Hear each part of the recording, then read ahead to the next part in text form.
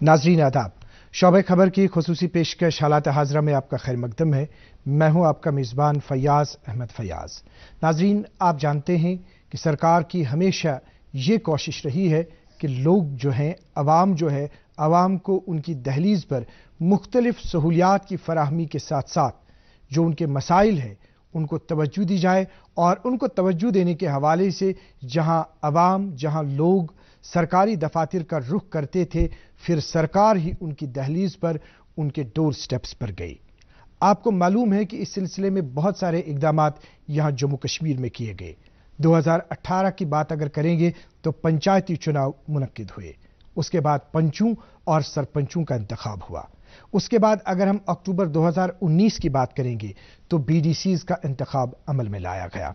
फिर 2020 में जो खाली नशस्तें थी पंचों और सरपंचों के हवाले से, उनको मुंतखब करने के हवाले से बाज़ाब्ता ऐलान किया गया, लेकिन बाद में वो इंतखाबात नहीं हुए और उनको मुअख्खर किया गया। उसके बाद आप जानते हैं कि बाज़ाब्ता अवाम के मसाइल को बगौर सुना गया। बैक टू विलेज फर्स्ट का इनकाद किया गया। बैक टू विलेज फर्स्ट के दौरान जो अफसरान थे वो लोगों के पास गए, उनके मसाइल जाने। फिर उसके बाद अगर हम देखेंगे बैक टू विलेज दोम हुआ। बैक टू विलेज दोम में भी लोगों के मसाइल, लोगों की मुश्किलात जो है उनको जानने की कोशिश की सरकार ने, और बहुत सारे मामलात ऐसे हैं, बहुत सारे मुश्किलात उनके ऐसे हैं जिनका अजाला किया गया। उसके बाद हाल ही में आपको याद होगा कि बैक टू विलेज 3 यानी B2V3 का इनकाद अमल में लाया गया। इस प्रोग्राम में एक खास बात यह रही कि मौजूदा जो लेफ्टिनेंट गवर्नर है मनोज सिन्हा साहब, उनकी क़यादत में इस प्रोग्राम में बहुत सा जोश खरोश देखने को मिला, एक जज्बा देखने को मिला। मुख्तलिफ अफसरान बाज़ाब्ता बजात खुद लोगों के पास गए, उनके मसाइल जाने। हत्ता कि लेफ्टिनेंट गवर्नर साहब खुद बहुत सारे ब्लॉकों में गए, बहुत सारे इलाकों में गए, बहुत सारे डिस्ट्रिक्ट्स में गए, और वहाँ जो मामलात है, जो मसाइल है अवाम के, उनको जानने की कोशिश की और उनका अजाला करने के हवाले से अफसरान को मुत्तहिद किया और उनमें एक नया जोश जज्बा जो है उसको पैदा किया। अब जानते हैं कि हाल ही में ऐलान हुआ कि अब बाज़ाब्ता डिस्ट्रिक्ट डेवलपमेंट काउंसिल्स का क़याम अमल में लाया जाएगा, लेकिन इससे पहले उनका क़याम अमल में लाने के सिलसिले में अभी जो 2020 में यहाँ पे इंतखाब के हवाले से जो बात की गई थी, जो खाली नशस्तें थीं उनको पुर करना था, वो उस वक्त नहीं हुई थी। उस सिलसिले में भी इक़दामात किए जा रहे हैं, और साथ ही ये जो डिस्ट्रिक्ट डेवलपमेंट काउंसिल है उनका क़याम अमल में लाया जा रहा है। क्या है ये सारी कोशिशें?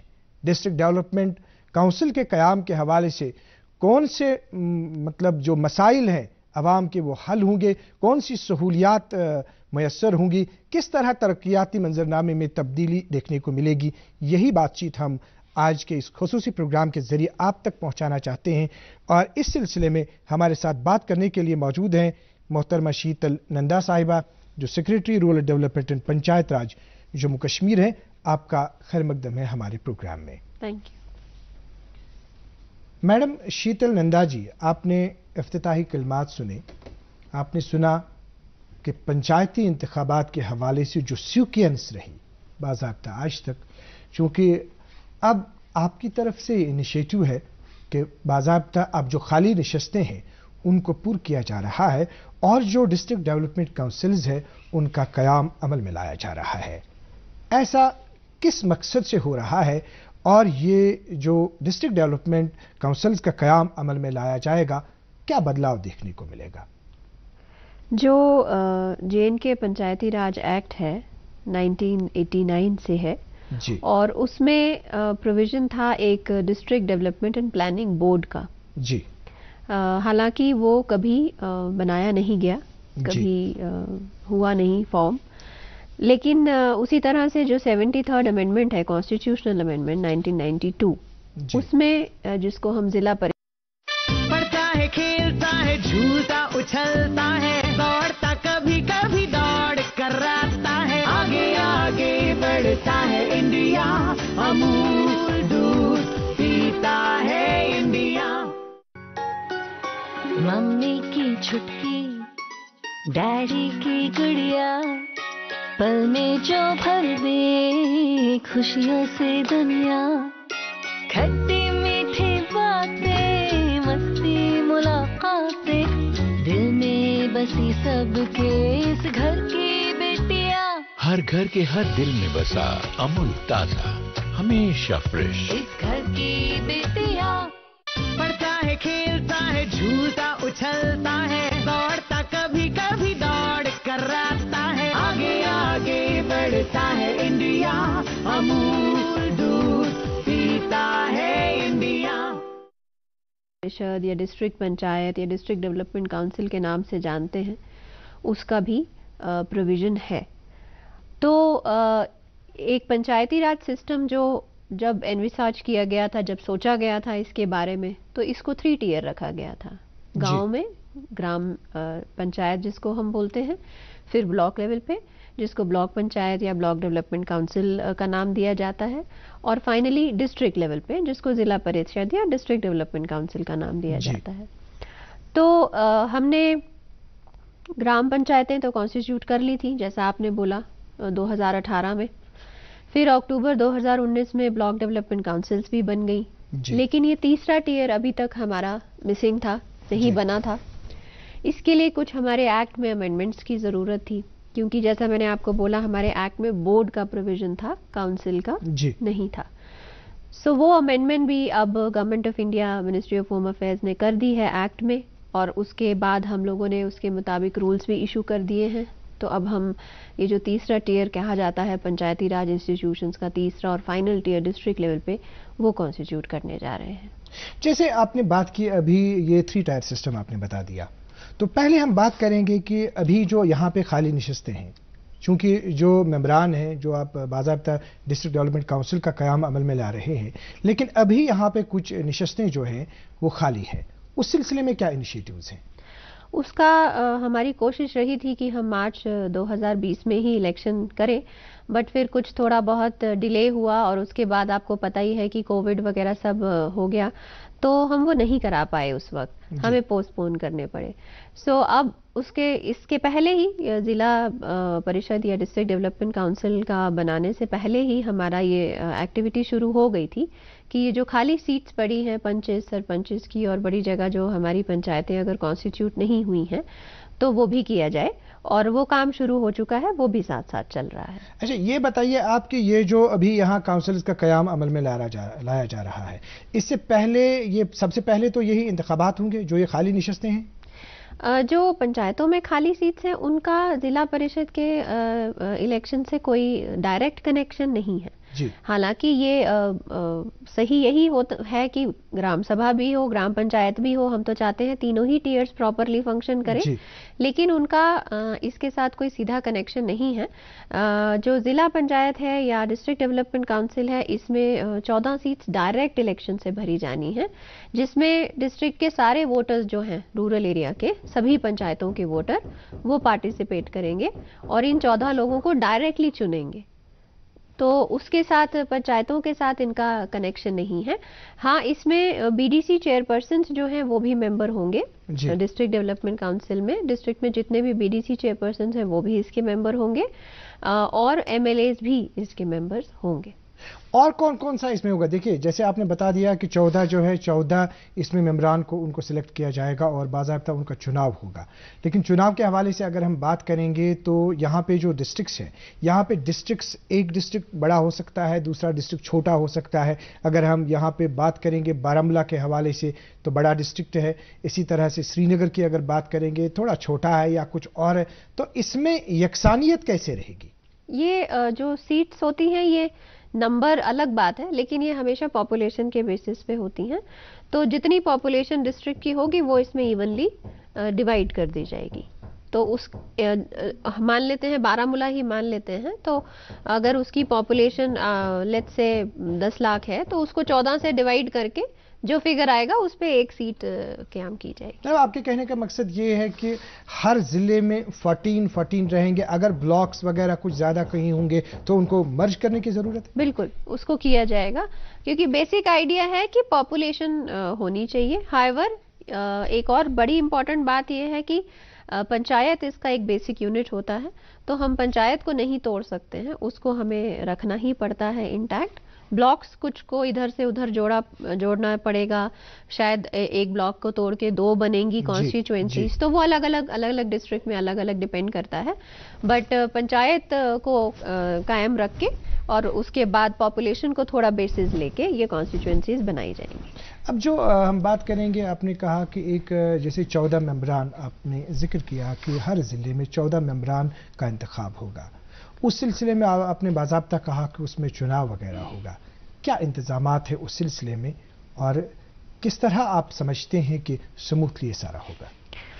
जो सबसे पहला स्टेप है, क्योंकि ये पहली बार जेएनके में होने वाला है, डिस्ट्रिक्ट डेवलपमेंट काउंसिल का इलेक्शन पहले कभी हुआ नहीं, कभी कॉन्स्टिट्यूट की नहीं गई, तो सबसे पहला स्टेप तो ये है कि कॉन्स्टिट्यूएंसीज ही बनानी है, कॉन्स्टिट्यूएंसीज ही बनी हुई नहीं है।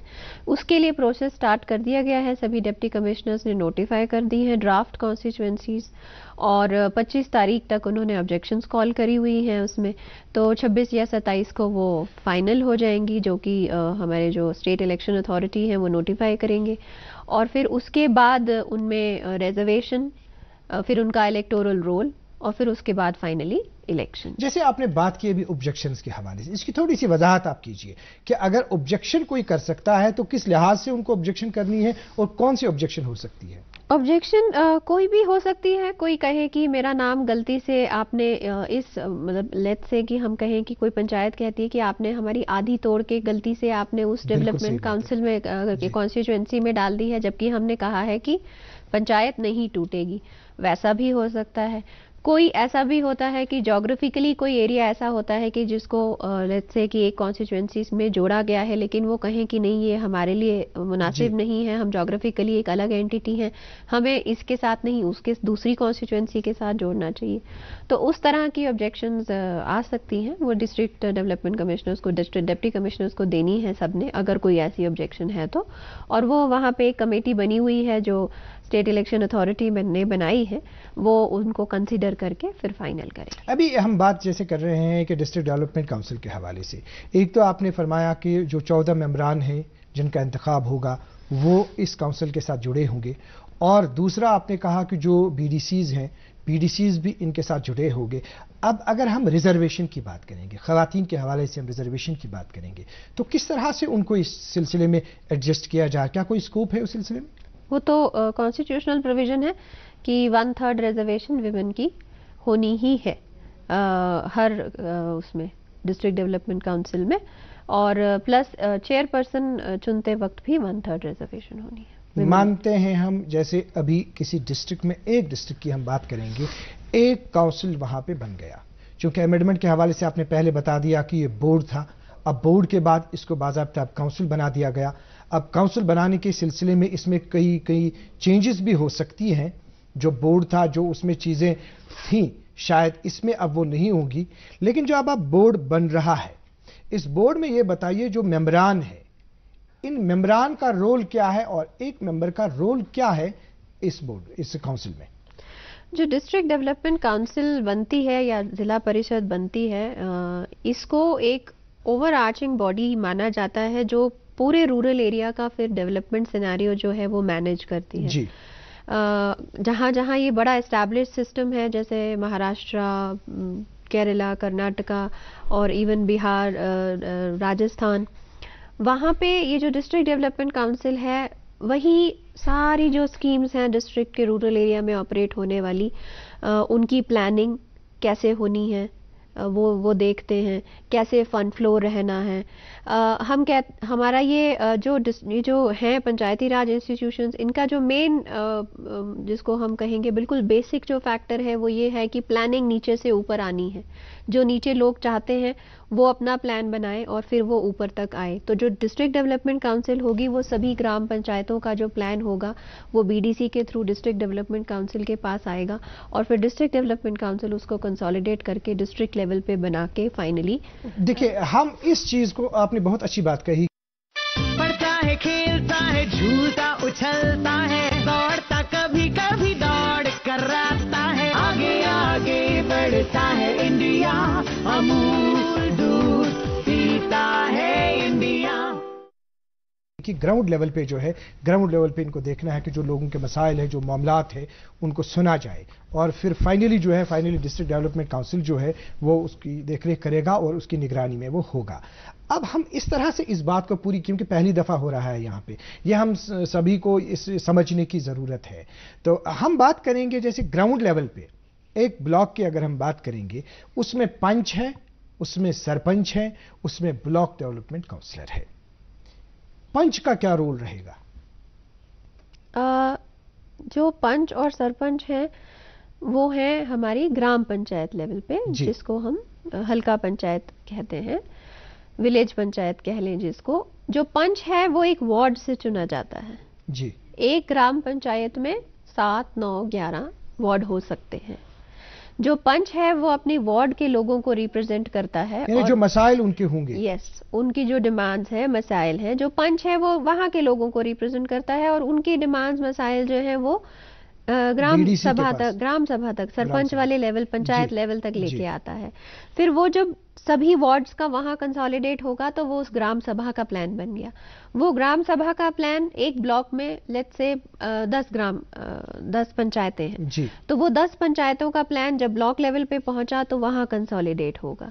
और एक डिस्ट्रिक्ट में अगर 20 ब्लॉक्स हैं तो वो सभी ब्लॉक्स के 20 ब्लॉक्स के जो प्लान्स हैं वो फाइनली जिला परिषद के पास आएंगे और पूरे डिस्ट्रिक्ट का एक प्लान फिर उसको माना जाएगा। जैसे आपने अभी कहा कि जिला परिषद के पास आ जाएंगे, तो पावर्स कितने होंगे इस जिला परिषद के?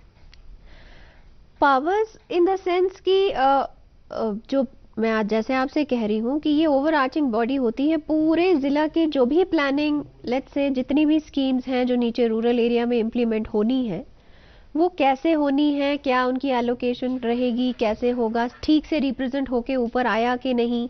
अब ये जो हम इंतखाब करा रहे हैं, जो हम कह रहे हैं कि डायरेक्ट इलेक्शन होना है, लेट्स से एक डिस्ट्रिक्ट में 40,000 की पॉपुलेशन पे या 30,000 की पॉपुलेशन पे एक सीट बनी है जी। तो वो जो 30,000 लोग हैं या 25,000 लोग हैं, उनको ये एक मेंबर रिप्रेजेंट करते हैं। तो एक तरफ से पंचायत का प्लान और ब्लॉक का प्लान तो आया है, बट ये भी उनको रिप्रेजेंट करते हैं, तो इनको भी पता है कि वहाँ क्या हो रहा है, ठीक हो रहा है कि नहीं हो रहा है। तो ये एक system of counter checks and balances होता है कि उनको भी पता रहे नीचे क्या डिमांड्स हैं, और नीचे से जब प्लान बन के आए तो उनको नॉलेज हो कि ये ठीक से बना है कि नहीं बना है, और अगर उनको लगे कि नहीं ठीक बना है, वो ग्राम सभा को वापस भेज सकते हैं कि आप इसको देखिए, ये प्लान ठीक नहीं बना है, this is not as per demands of people. देखिए, जैसे हम डेवलपमेंट के हवाले से बात करेंगे, लेकिन इससे पहले हम इस सिलसिले में आपसे रिस्पॉन्स चाहेंगे कि जो ये कयाम अमल में लाया गया डिस्ट्रिक्ट डेवलपमेंट काउंसिल का, आप डिस्ट्रिक्ट डेवलपमेंट काउंसिल का मुद्दा और मकसद यही है कि जो तरक्याती मंजरनामा है उसमें बदलाव देखने को मिले, लोगों को राहत मिले, लोगों के जो मामलात हैं, मुश्किलात हैं, उनका अजाला हो। अब सवाल ये है कि डिस्ट्रिक्ट में अगर हम देखेंगे बहुत सारे शोबे हैं, तालीम की बात करेंगे, हम हेल्थ की बात करेंगे, पीएचई की बात करेंगे, बहुत सारे इश्यूज हैं, लेकिन ये सारे इश्यूज एक बोर्ड, जैसे अभी हम देखते हैं कि कहीं काबीना, जैसे काबीना वुज़रा होते हैं, जैसे हम कहीं वुज़रा की बात करेंगे, अलग अलग कलमदान संभाल उनको सौंप दिए जाते हैं। इसी तरह से जो ये मेम्बरान होंगे, ये भी हमें सुनने में आया कि इस सिलसिले में कमेटियों का कयाम अमल में लाया जाएगा। अब ये कमेटियां कैसी होगी, तो इस सिलसिले में बताइए। जो डिस्ट्रिक्ट डेवलपमेंट काउंसिल बनेगा, जैसे मैंने आपको इसमें बताया कि 14 मेंबर होंगे जो डायरेक्टली इलेक्ट होंगे, जो बीडीसी चेयरपर्सन हैं वहाँ के वो भी मेंबर होंगे, और जो एमएलएज होंगे वो भी मेंबर होंगे। प्लस इसका एक चीफ एग्जीक्यूटिव ऑफिसर, हम जिसको कहते हैं सीईओ, रहेंगे, वो वहाँ के डिस्ट्रिक्ट के एडीडीसी जो होंगे, एडिशनल डिस्ट्रिक्ट डेवलपमेंट कमिश्नर, वो रहेंगे जी। उसके अलावा इसमें 5 फंक्शनल कमेटीज का प्रोविजन है जो हर डीडीसी के अंडर बनाई जाएंगी, डिस्ट्रिक्ट डेवलपमेंट काउंसिल के अंदर, जिनका अलग अलग सब्जेक्ट रहेगा। जैसे आपने कहा, एक का फाइनेंस होगा, एक का डेवलपमेंट होगा, एक का वेलफेयर होगा। इस तरह से 5 कमेटियां बनाई जाएंगी, और उन 5 कमेटियों को भी एक एक मेंबर हेड करेगा। वो मेंबर ये आपस में खुद चुनेंगे, जो डीडीसी के मेंबरान होंगे वो खुद आपस में चुनेंगे कि हर कमेटी को कौन हेड करेगा। सही बात है। और वो फिर एक फंक्शनल कमेटी रहेगी कि पूरे डिस्ट्रिक्ट में उस टॉपिक पे, उस सब्जेक्ट पे, जैसे आपने कहा कि कैबिनेट में जैसे मिनिस्टर एक चीज के लिए रिस्पॉन्सिबल होता है, जी। हेल्थ मिनिस्टर हेल्थ के लिए रिस्पॉन्सिबल होता है, ऐसे ही इस कमेटी में फिर ये जो कमेटी रहेगी और इसका जो चेयरपर्सन रहेगा वो उस पर्टिकुलर सब्जेक्ट के लिए पूरे डिस्ट्रिक्ट में रिस्पॉन्सिबल रहेगा। और उस पर्टिकुलर सब्जेक्ट में जितनी भी स्कीम या तरक्याती जो भी चल रहा है नीचे ग्राउंड लेवल पे, उनका रिव्यू देखना, ठीक से हो रहा है कि नहीं हो रहा है, ठीक से उनकी प्लानिंग हो रही है कि नहीं हो रही है, वो सारा उनके हाथ में रहेगा। जैसे अभी आपने बिल्कुल वजाहत आपने की इस सिलसिले में कि जो ये डिस्ट्रिक्ट डेवलपमेंट काउंसिल का क़याम जो अमल में लाया जा रहा है, इसमें 5 कमीटीज़ होगी, फिर 5 कमीटीज़ के पास अलग अलग अपने कलमदान होंगे, अलग अलग डिपार्टमेंट्स वो देखेंगे, उनकी देखरेख उनको देखनी है और उनकी रेस्पॉन्सिबिलिटी उन्हीं को होगी। और आपने ये भी कहा कि ये जो मेंबरान होंगे 5 कमीटीज़ के, वो खुद ही इंतखाब करेंगे कि उनका सरबराह कौन रहेगा। अब सवाल ये है कि अब इनके पास पावर्स होने चाहिए। देखिए, जो हमारे पास कोई वजीर है, वजीर के पास तो पावर्स होते हैं, उनके पास फंड्स होते हैं, तो फंड्स के हवाले से, पावर्स के हवाले से इस कमेटी के मेंबर का रोल क्या होगा? तो किस तरह से वो ग्राउंड लेवल पे इसको मतलब अमल दरामद इसका कर सकता है और अपनी जो इसकी रिस्पॉन्सिबिलिटी है उसको वो निभा सकेगा? जैसा मैंने आपको बोला कि इसका मेन मुद्दा ये है कि बॉटम अप प्लानिंग।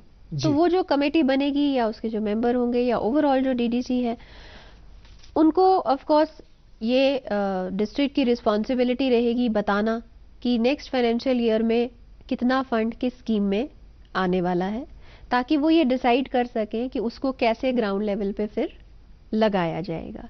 उसके बाद जब एक बार ये डिसाइड हो गया, लेट अस अज्यूम कोई हम स्कीम ले लेते हैं कि लेट्स से कि 5 नए स्कूल बिल्डिंग बनेंगी, तो फिर ये डिस्ट्रिक्ट डेवलपमेंट काउंसिल की रिस्पॉन्सिबिलिटी होगा देखना आपस में बैठ के कि वो 5 नई स्कूल बिल्डिंग कहाँ बननी है, सही बात है, कहाँ से डिमांड ज्यादा आ रही है। जब वो ये डिसाइड कर लेते हैं, फिर उसके बाद ऑफ कोर्स उनकी ये भी रिस्पॉन्सिबिलिटी रहेगी देखना कि वो ठीक से बन रहे हैं कि नहीं बन रहे हैं। अब हम इसको रिस्पॉन्सिबिलिटी कहेंगे, लेकिन यही उनकी पावर भी है कि देखना कि वो जमीन पे बन रहे हैं, हमारे जो एग्जीक्यूटिंग एजेंसीज हैं वो ठीक से काम कर रहे हैं कि नहीं कर रहे हैं। जैसा कि हमने एक्ट में अमेंडमेंट किया था 2018 में पंचायत के इलेक्शन कराने से पहले, तो हमने उसमें शेड्यूल्स इंट्रोड्यूस किए थे, शेड्यूल 1A BC और 2A BC, जिसमें हमने ग्राम पंचायत और बीडीसी को कौन कौन से सब्जेक्ट्स ट्रांसफर होंगे, जिनके ऊपर वो क्या क्या एक्टिविटीज कर सकते हैं, वो हमने उसमें लिखा था। उसी तरह से एक शेड्यूल 3 अब प्रिस्क्राइब किया गया है, जिसमें अगेन ये जो मैं सब्जेक्ट्स आपसे बात कर रही हूँ उसकी छोटी छोटी डिटेल उसमें लिखी हुई है कि ये सारा काम जो है वो डीडीसी को देखना है। तो जो भी सब्जेक्ट उसमें मेंशन्ड हैं, जो कि हमारी 73rd अमेंडमेंट के मुताबिक हैं, उसमें जो सब्जेक्ट्स हैं उसी के मुताबिक ये भी हैं, तो वो सारे सब्जेक्ट्स अब इस डीडीसी के अंडर आएंगे। और उन्होंने ही उन सारे सब्जेक्ट्स पे, जैसे मैंने आपको बोला, फंडिंग, स्कीम इम्प्लीमेंटेशन, ग्राउंड पे एग्जीक्यूशन, लोगों की डिमांड ठीक से रिप्रेजेंट हो रही है या नहीं हो रही है, ये सारा देखना डीडीसी का। जैसे मैडम शीतल नंदा साहिबा, जैसे B2B3 में कहा गया कि जो सरपंच साहिबान है, पंच साहिबान जो है या बीडीसी जो है, उन्हीं को ग्राउंड लेवल पे काम देखना है, उन्हीं को मतलब जो फहरिस्त है जिन कामों को अंजाम देना है वो उन्हीं को, सिर्फ सरकार जो है, अफसरान जो है, उनको वो फैसिलिटेट उनको करना है। अब जबकि ये डिस्ट्रिक्ट डेवलपमेंट काउंसिल का क़याम अमल में लाया जा रहा है, क्या सरपंच का रोल वही रहेगा कि या उसमें कमी पेशी कुछ होगी? नहीं, ये दोनों टीयर्स, तीनों इनफैक्ट टीयर्स जो हैं, ये तो अपने आप में इंडिपेंडेंट टीयर्स हैं। पंच सरपंच का काम गांव में है, बीडीसी का काम ओवरऑल ब्लॉक लेवल पे है और डीडीसी का काम तो पूरे डिस्ट्रिक्ट लेवल पे है। तो इन तीनों में कोई आपस में कॉन्फ्लिक्ट नहीं है। इनफैक्ट ये एक तरह से एक पिरामिड है कि नीचे से शुरू हुआ काम, फिर ऊपर, फिर उसके ऊपर, और ये आपस में मिल के चलने वाला इनका। बिल्कुल सही आपने फरमाया। जैसे अभी तक जो हमने गुफ्तगू की, हम इस नतीजे पे पहुंचे कि ग्राउंड लेवल पे जो ब्लॉक है, ब्लॉक सतह पे पंच, सरपंच और बीडीसी, उसके बाद डिस्ट्रिक्ट लेवल पे अगर हम देखेंगे तो डिस्ट्रिक्ट डेवलपमेंट काउंसिल का क़याम 14 मेंबरान उसमें होंगे। 14 मेंबरान के बगैर उसमें खवातीन की रिजर्वेशन भी होगी और कुछ SC STs के वो भी मेंबरान भी होंगे। झूलता उछलता है, दौड़ता कभी कभी दौड़ कर आता है, आगे आगे बढ़ता है इंडिया, अमूल दूध मम्मी की छुटकी, डैडी की गुड़िया, पल में जो भर दे खुशियों से दुनिया। खट्टी मीठी बातें, मस्ती मुलाकातें, दिल में बसी सबके इस घर की बेटियां।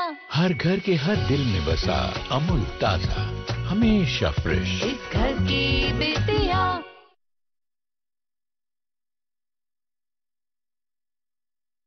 और उसके साथ साथ उसमें 5 कमेटियों का कयाम अमल में लाया जाएगा। अब इनके सरप्रस्त की बात हम करेंगे। जैसे बात कही गई है चेयरमैन के हवाले से कि जो ये डिस्ट्रिक्ट डेवलपमेंट काउंसिल है उसका चेयरमैन बाज़ाब्ता होगा और उस चेयरमैन के पावर जो है वो एक काबीना दर्जे के वजीर के बराबर होंगे।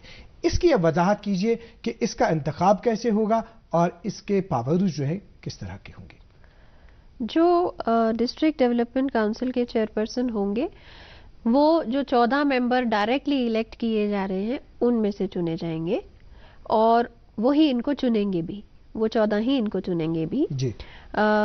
जैसा मैंने आपसे कहा आइडिया यही है क्योंकि ये डायरेक्टली इलेक्ट होके आ रहे हैं तो ये उन 25,000 या 30,000 लोगों को डायरेक्टली रिप्रेजेंट कर रहे हैं और ये उनकी डिमांड्स जो हैं जानते हैं। ये एक जो स्कीम ऑफ जिसको हम प्रोपोर्शनल रिप्रेजेंटेशन कहते हैं, तो उन्हीं में से चेयरपर्सन चुने जाएंगे और वाइस चेयरपर्सन भी।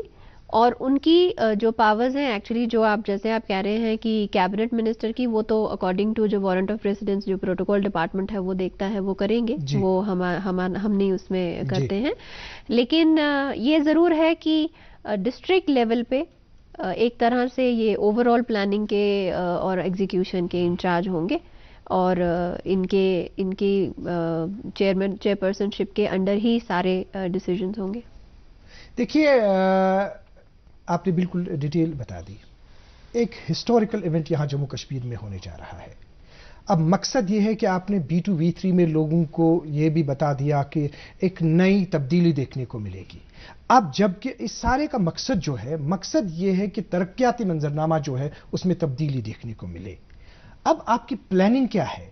क्या आप मानते हैं इस बात को पूरी तरह से, आप एक्सेप्ट करते हैं कि जब ये काउंसिल हमारे पास मौजूद होगा, अमल में लाया जाएगा, तो तरक्याती मंजरनामे में तब्दीली देखने को मिलेगी?